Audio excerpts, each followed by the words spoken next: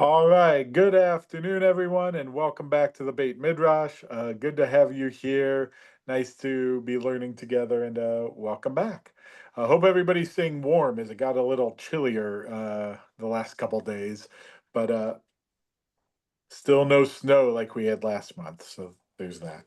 Um, we're back in God of Becoming in Relationship as we're on chapter 9. I think we're a little, technically, at least by chapter, we're a little over halfway through the book. So, yeah. Um, and this one is talking about body and soul. So I'll start by opening it up as I usually do. Any comments, thoughts, questions, um, reactions?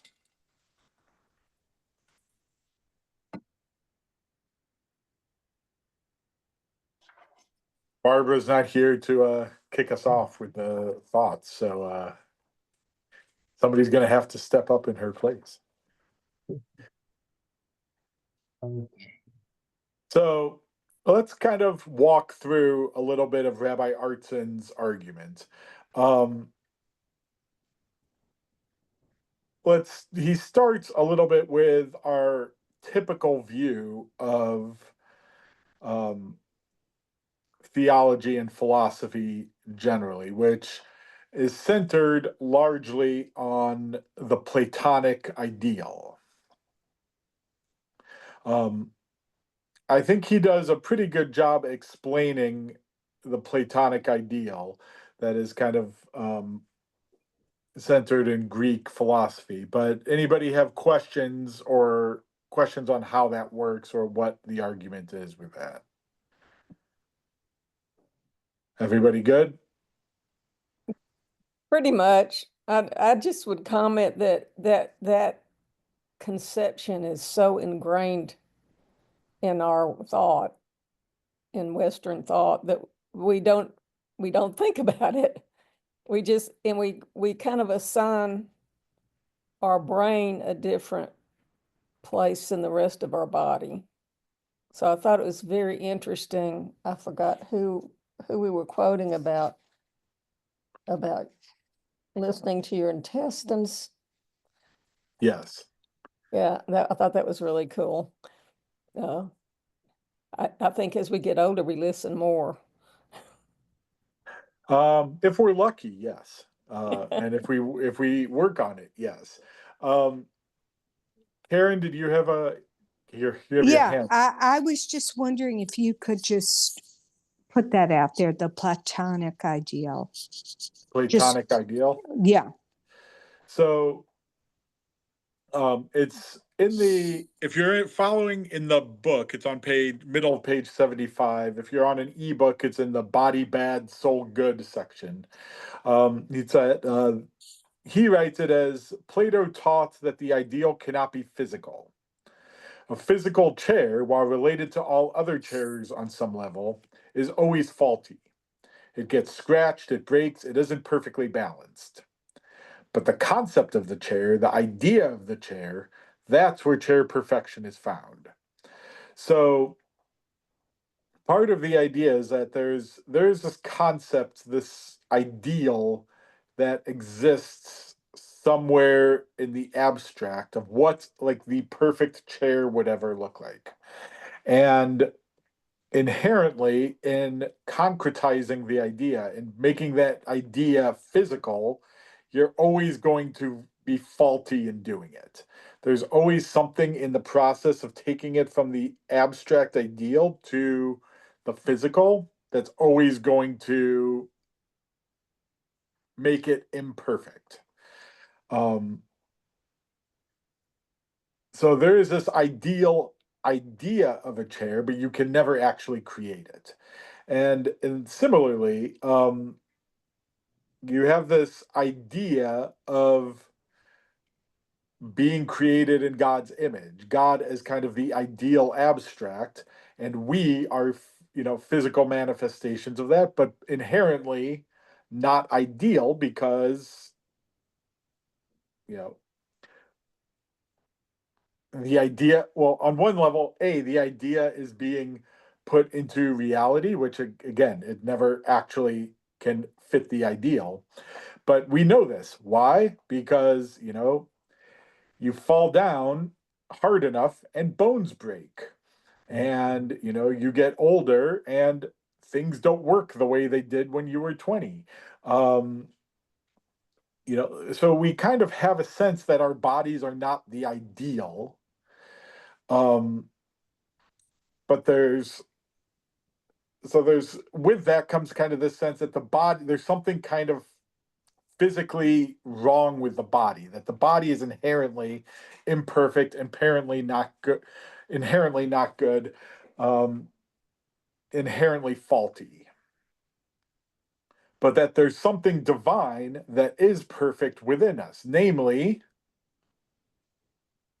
the soul, the spirit, the neshama, something within us that it comes from God, that is perfect, that is good, that is ideal, that inhabits this inherently imperfect body. Everybody kind of following along? Questions?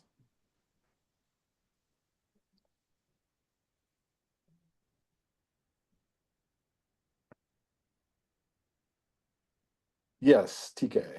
Are you ready to go into the next part, the drawbacks of that?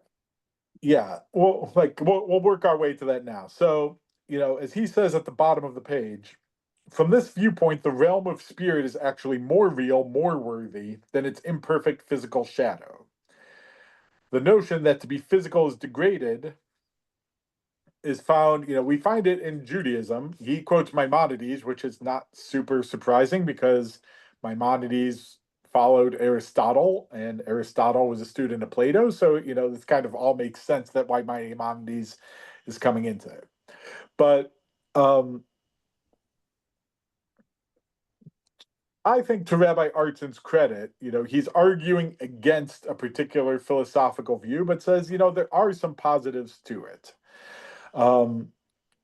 Towards the end of that section, beginning on the bottom of page 76, one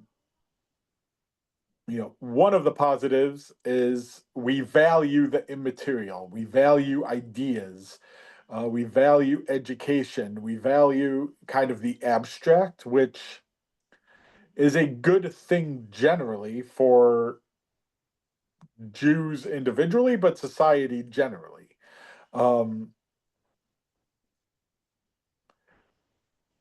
So that we, when we focus more on the spirit and on the mind and on the abstract, because that's really what we think is of as the ideal, then we are, there's something good going on and beneficial going on with that.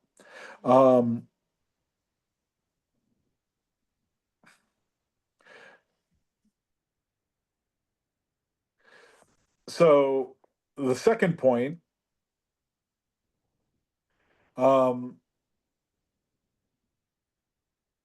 is he says, the approach is very rarely compelled to compromise standards merely because a particular habit is the way it's always been.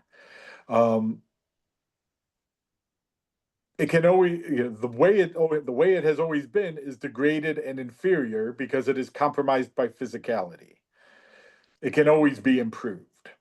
So as he says, there's, when your body is inferior, when it's not perfect, what do you try to do? Make it better. You want to make it better. So you strive and you try to do things to make it better. And as he says, there's a optimism to striving to get to the ideal that we otherwise can't get to.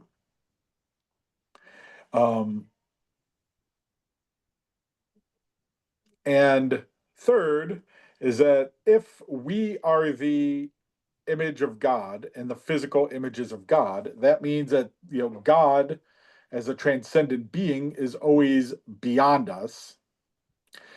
God is, in this sense, the Platonic ideal. And as he says, this is a goad toward humility and making room for pluralism. That when you recognize that there is someone greater and bigger than yourself, then that makes you, that knocks you down a level to have a little humility for yourself, which is not a bad thing in life. So those are kind of his pros for having this idea of a perfect soul embodied in an imperfect body. Thoughts, comments, questions before we go on?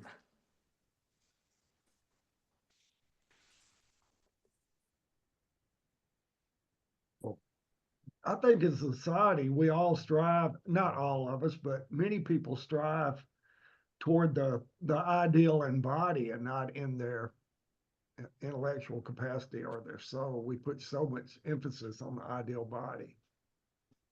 We do. Why do we put so much emphasis on the ideal body? I don't know. Because we know that the body's the problem. Okay. We know the body's imperfect. Yeah. So what do? We try to get better workouts. We try to get better nutrition. We try to get better medicine. We try to get all these things to fix this imperfect body and strive for that. The mind and the spirit is already perfect. So we don't need to strive for that. We need to fix the body because that's the problem. Joshua? Push back on that a little bit. I think there are long strains of thought in religious Western civilization that focus on the body was a lack of humility and pride and paying attention to what was not important. And the thought was more that the body was irrelevant and to be ignored as much as possible, not to be perfected. And I think the focus of the body right now is more a sign of lack of focus on other things that people are relentlessly focused on their body.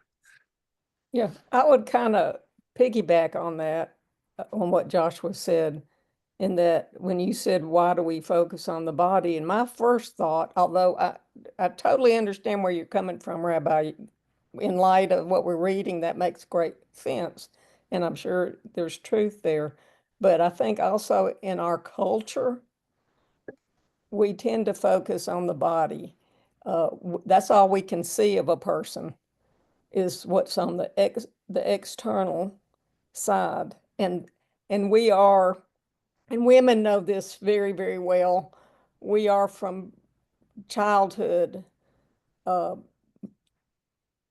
pushed into this, your body is who you are kind of capsule that makes us hyper aware of that little bit of that fat around our belly or lack of broad shoulders or whatever it is. That's who we really are to the world and to ourselves. We look at ourselves very critically. I think it's also a little bit of a false parallel between the body and soul and the physical versus the Platonic ideal. I think the Platonic ideal is supposed to be an abstraction that is this, by definition, unrealizable goal, but we're religiously, we're supposed to have souls, and our souls are not all supposed to be identical. And so the souls are as particular as the bodies are, or at least that's a defensible, a defensible assertion about souls. I suppose you could argue with that too. Yeah, I'd have to think on that one a little bit.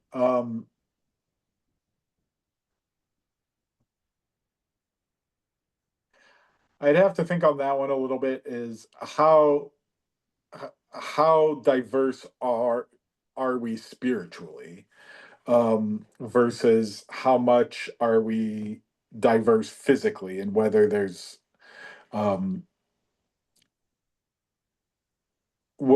distinction there. I think you can make a reasonable argument from Jewish texts on either side of that. I think it's at least contestable, but it's like the Platonic ideal is pretty clear that there's supposed to be like one sort of schema for things, and there shouldn't be any variation there. But I think it's at least debatable whether or not souls fit that pattern. Yeah. Yes, So I think part of the question is, how do we define the Torah's statement that we are created in the image of God? Boy, I want to hear this. Yeah, that's a rich topic. Yeah. So I mean, look, at least in the context of what we're discussing, I think there's two possible ways to look at it.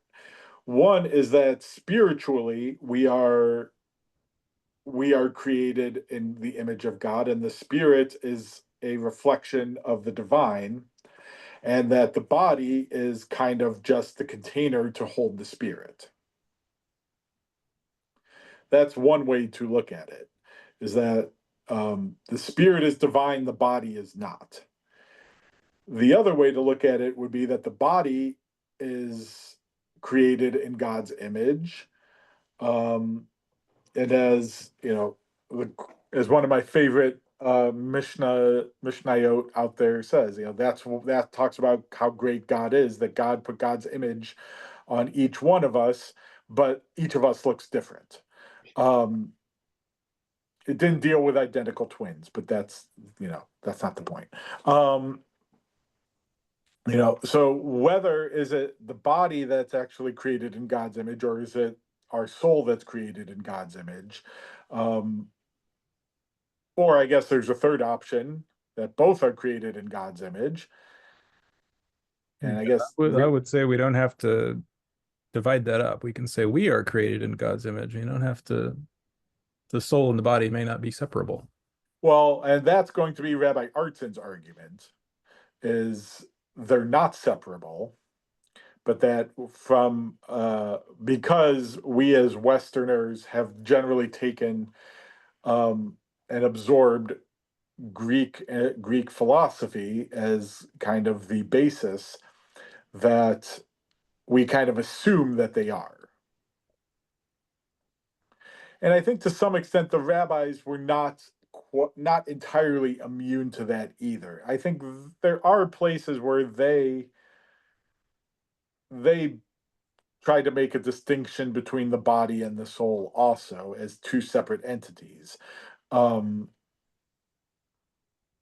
But I think Rabbi Arton's trying to make the argument that you don't have to make that distinction, and you can read them as you said, as we are as one entity, body and soul together, that is created in God's image. So, Diane, did you have a question? I have a question. So you just finished your sentence by saying that the rabbis come together to say that the body and soul together are in God's image. Because my question is about Adam and Eve in the Garden of Eden. I think their perspective on the body changed after eating from the tree of, of good and evil. So would that have anything to do with one's perspective on their body in this context? Interesting question. So here's generally what I'll say is, yes, there does seem to be at least an awareness of their nakedness, in a way that after they ate from the tree of knowledge of good and evil, that they did not have previously. It's not until they did that they suddenly have this awareness that they are naked, and that there might be something wrong with the fact that they are naked. The way I generally read that is as part of the story of maturing, is that when you're young, you're living in the Garden of Eden. You don't have to work for your food, you don't have to provide for yourself. It's all provided for you, and it's all given to you, and you don't really have a lot to worry about.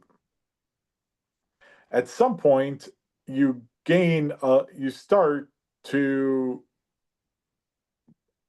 you start to have a sense, a moral sense, and you start to have a sense of what is good and what is evil. And along with that, you get a sense of autonomy and a sense of your body. And you start to ask bigger questions of, is it wrong what I'm doing? And at some point, and with that knowledge, at some point, you can't stay in the garden forever. It is, even Genesis before this makes it kind of clear that you're not supposed to stay and live with your parents for eternity. You're supposed to move out, get married, and have children. That's kind of the ideal, but there is a sense that you're not supposed to live with your parents forever. You're not supposed to stay in Eden forever. You need to actually get out. And what happens after they leave? Yes, there's Cain and Abel, but soon after that, you also get the development of alchemy and religion and music, and you get all these foundations of civilization that get developed after they leave Eden. Well, I hate to leave this discussion, but I told the others, I don't know if you heard me, I'm sorry to go. I'll have to listen to the recording to figure out what happens next in this class. Sorry. Have a good afternoon. And I'm going to have to figure out how to keep an eye on the time too. Okay. Yes, Lisa. So moving off that topic, I guess what speaks to me about the body and the soul, the physical and the spiritual, is that I do think that they're very intertwined. So I agree with what Rabbi Artson's saying. And I guess the way it relates to me is that a lot of times, like, my body gives me cues, like, like, sometimes I don't even know why I can feel my breathing speed up, or, my heart's racing a little faster, and then I have to look inward and say, what's going on? Why am I feeling this way? And so it's like letting me know sometimes before my spirit knows something's going on, my body is giving me those cues. And then also my body gives me the tools to improve my spiritual life, like through my breathing and through other bodily things that I can do. People do tapping, people do all kinds of things sort of to let them focus and go inward. So I definitely think there's that, like, strong connection, and I definitely believe that the body and the bodily sensations should be as elevated as the spiritual and the soul. Yes. So that's a good segue to his argument is, when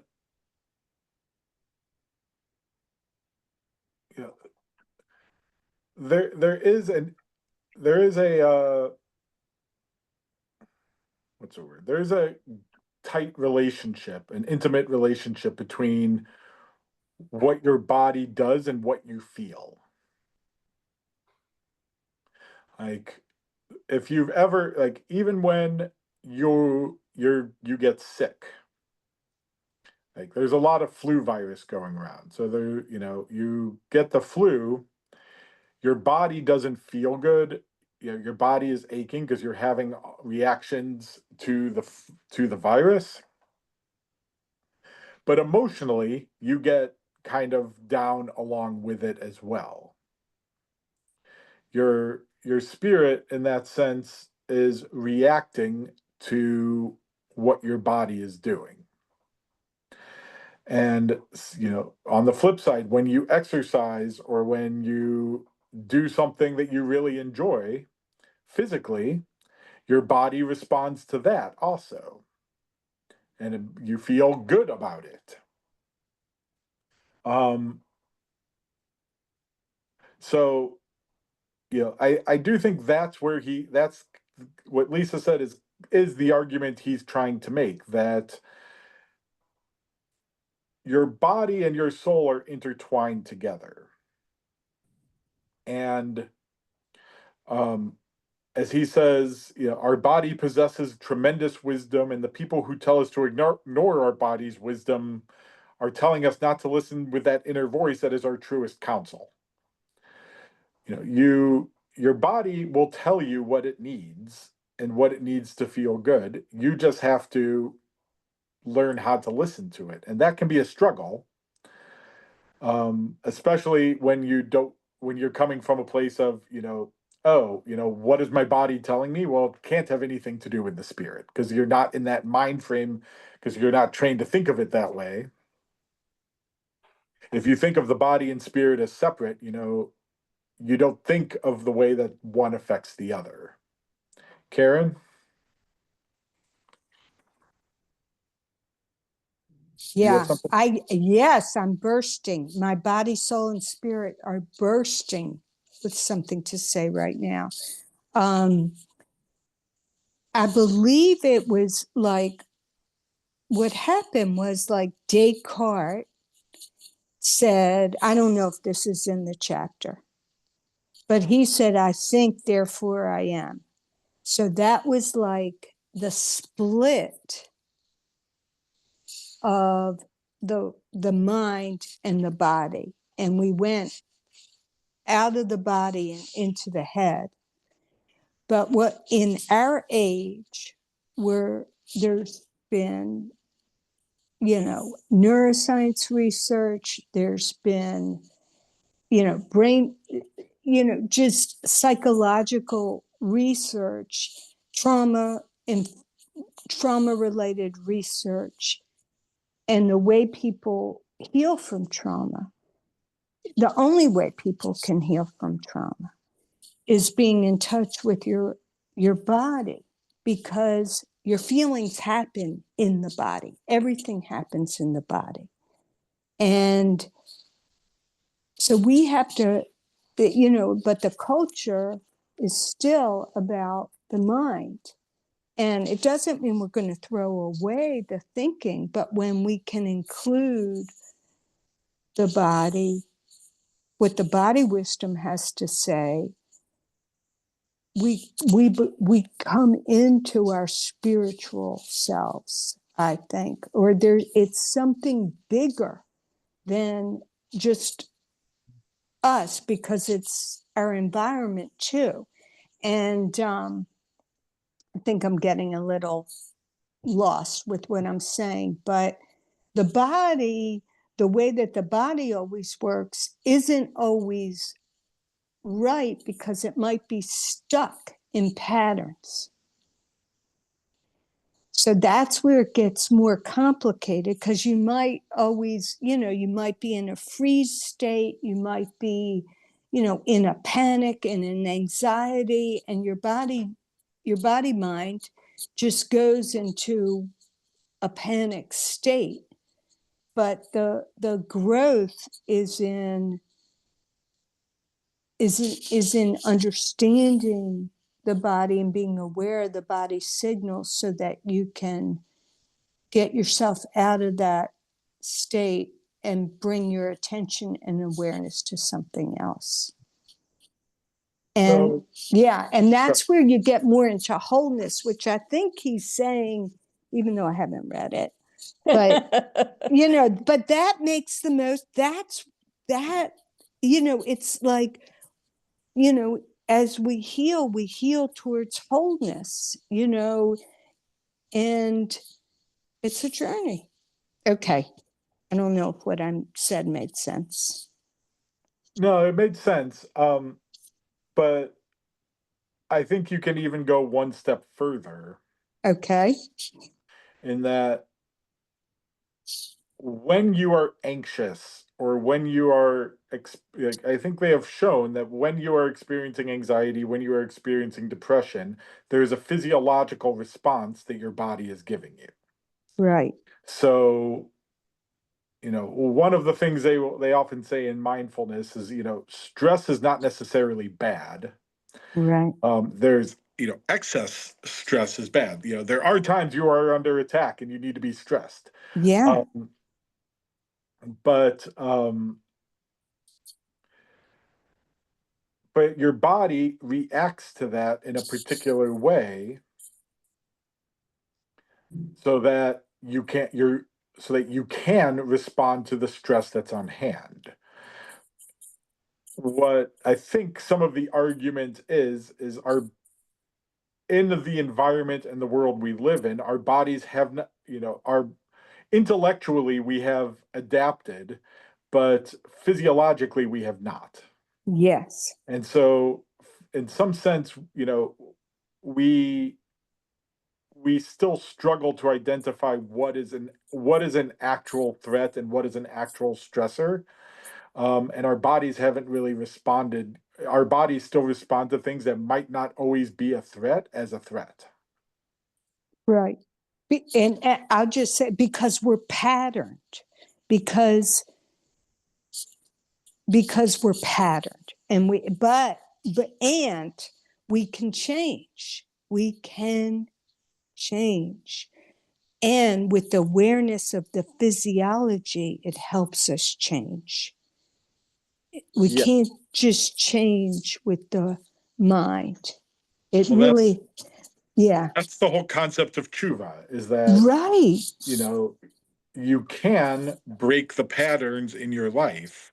You're not stuck doing whatever you're doing or reacting the way you react every time. And tshuva is a way of returning to the natural state, or to a earlier state that in which you didn't have that reaction, I guess. Love. Agreed. Question. I'm not familiar with that term. Tuva or Tuva? Tshuva.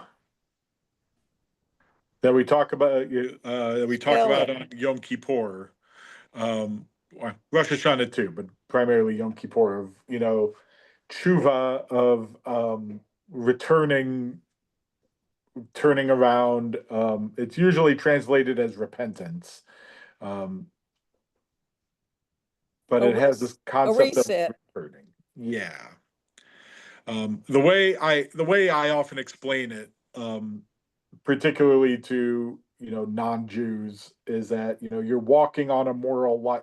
Imagine you're walking on a trail and you lose track of the trail and you wander off the trail. What do? You turn around to get back onto the trail.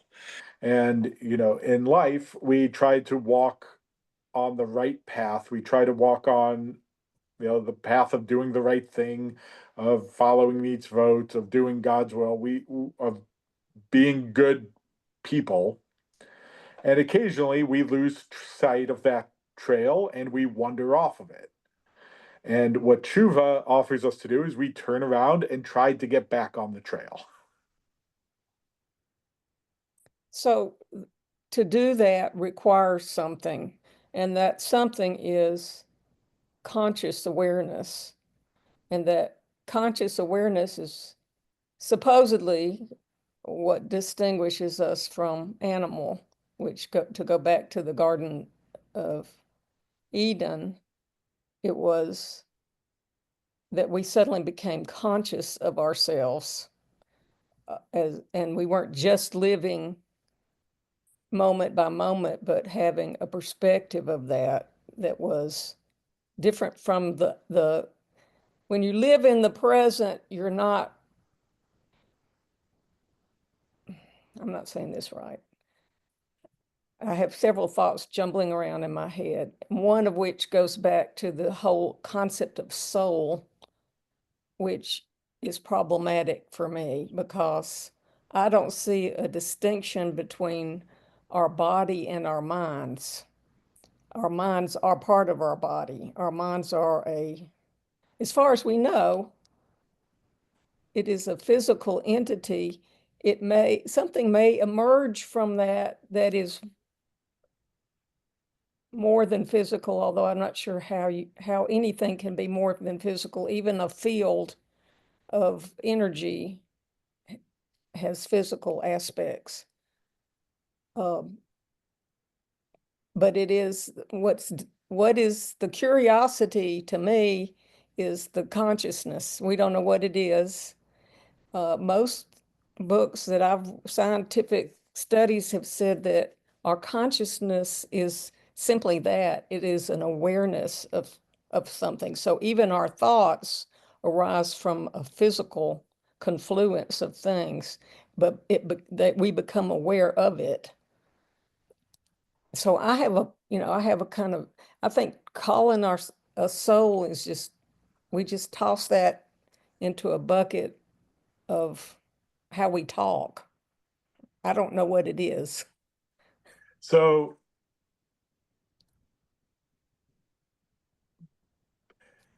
part of that, I think, might, there is a long conversation of, what is the soul? Um, Rabbi Isaac Luria, one of the great Kabbalists and mystics, has a concept of 3 levels of soul. So that all living beings have a nefesh, which is like kind of the most fundamental level. Humans have a ruach, which is a higher level, and then a little bit particularistic, and but Jews have a neshama.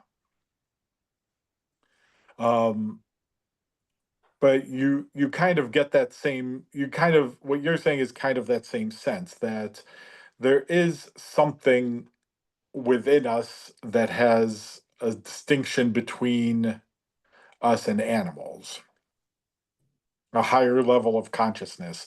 Though I think more and more we're learning that may or may not actually be true.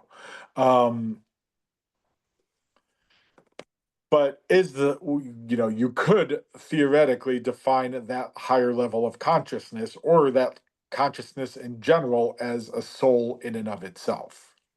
That the definition of soul is that consciousness, the sense that we are and we can control our own actions in a particular way.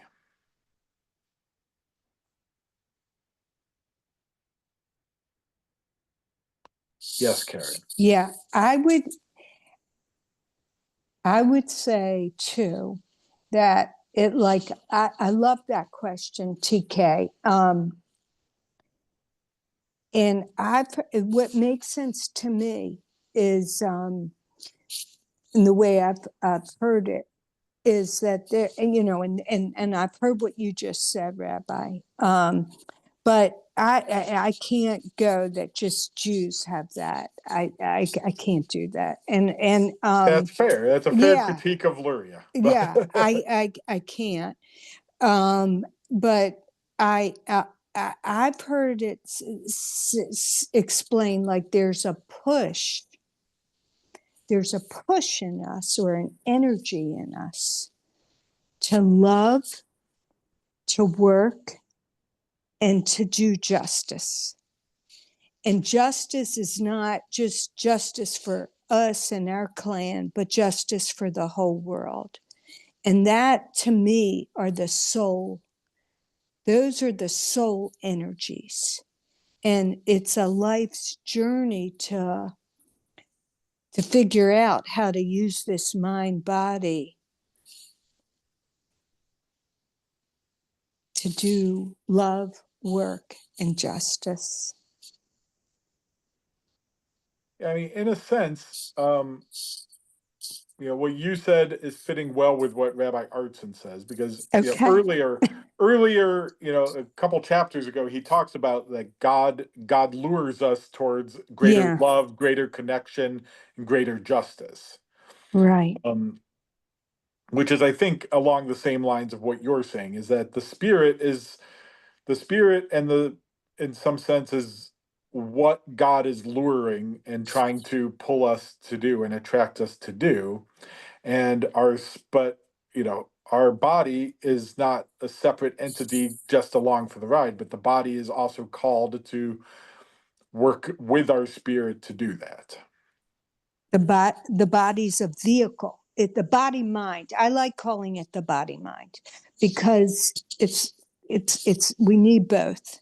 Or you could just call it the self, because it's an Right, integrated being is kind of the point. right, Even body mind implies that there's a distinction between them. right. Okay, Um, let's But not if make we it just call it the self, then the this. self is a kind of that integrated who you are and what you do and all that. Though I'm reminded of I wrestle back and forth with this. There's a quote in Batman Begins, in the Dark Knight trilogy that Christopher Nolan did, where I can't remember the character's name, but it's played by Katie Holmes. Says to Bruce Wayne, like um, it's not what's inside, it's what you do that defines you. Mm, Um, right. I wrestle with that sometimes. I'm not. I saw that movie a long time ago. I still can't entirely decide if I agree with that statement or not. But Yeah. um, but I think that speaks a little bit to this too. Is that if who you are does not reflect your actions, then you have to kind of evaluate one. You have to evaluate one or the other. Like. Yeah, You isn't you have there? to either think about who you are and what you believe and what are your values if your Mm, actions are not reflecting them, or you need to change your actions to reflect those values and ideals. right. And also what you said, like to make your inner space one of love, compassion, openness, tenderness. Because if it is that, then your actions are going to be like that. um, God willing, yes. Right. As Lisa said, like you need to learn to listen to it, and you need to learn to listen to your body. Um, and your body will guide you on what the right path is. You just need to be able to hear it, um, hear it from there. And I do like the way that you phrased it, Lisa, that um, you know your body's going to tell you what your spirit needs. You just need to be able to listen to what your spirit needs to be able to give the body that what it is. And I think that's a nice way of phrasing Rabbi Artson's argument that they're not separate beings, they're integrated together and they work together in tandem. And you need both. Not only you need both, I think we can all agree on that, but that they need to work in tandem and work as partners together to provide you the best life that they can.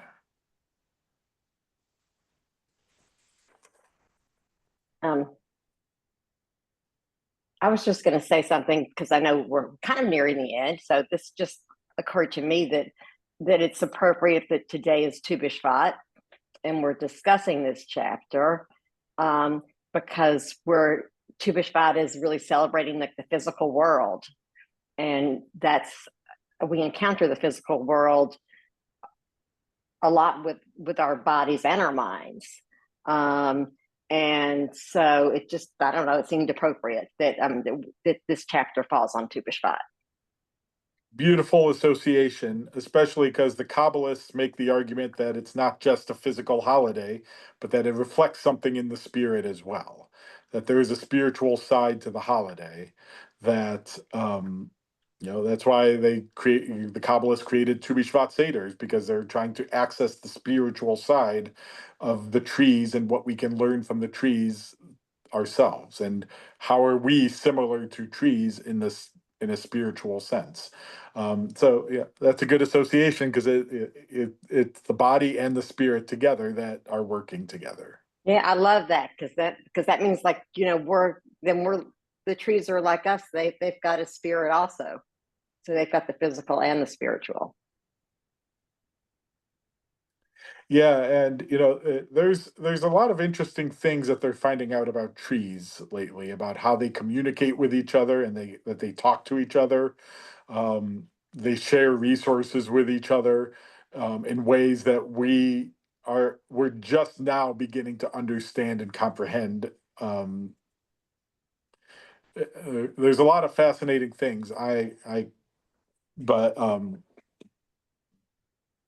I am far from proficient enough to teach intelligently on them.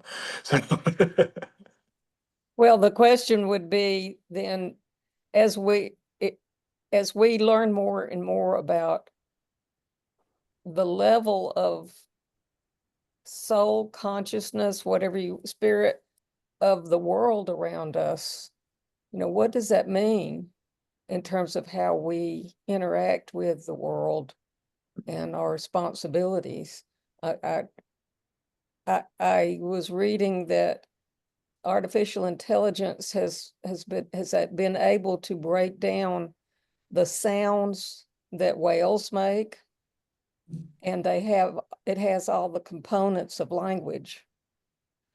We don't know what they're saying because we have to pair that with behavior in order to figure out what it means. And that right now it's just a compilation of all the intricacies of the sounds that they make. But who are we to say that we are the top of the consciousness in our world? I think that's hubris on our parts. We don't know. We as humans do tend to be a bit on the arrogant side in our relation to the world. But I think what you're saying also ties in well. Tu B'Shvat is often like an environmentalist holiday with a big focus on the environment and climate and our responsibility towards it. So, Rabbi Artson has talked about it, off and on throughout the book, that part of the concept in process theology is that we're not the top of we are part of an interconnected system. We are not humanity is not the monarchs ruling over the kingdom underneath us. Yes. We are part of an interconnected system with a vital, important role in that system, but not an exclusive role in that system. And that we need to recognize our role and be able to work with the world and the environment to make it the best it can be.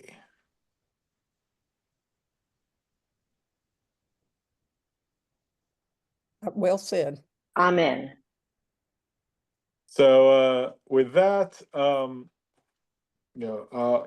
I do want to give us maybe one meditation to close on. This is about a little more than halfway down page 80 in putting our soulful bodies in action. That Rabbi Artson says, each moment offers us an opportunity for deeds of sanctity and holiness through which to transform that world into a place in which the love of its creator is that much more apparent. So every moment offers us an opportunity to do something holy and to bring it closer to God and to bring us closer to God in holiness and to make the world better. So in the coming week, may we be open to those opportunities and take advantage of them when they present themselves. Amen. Thank you all for learning together. Thank you all for being here. Always wonderful to learn with you. And what say we do it again next week?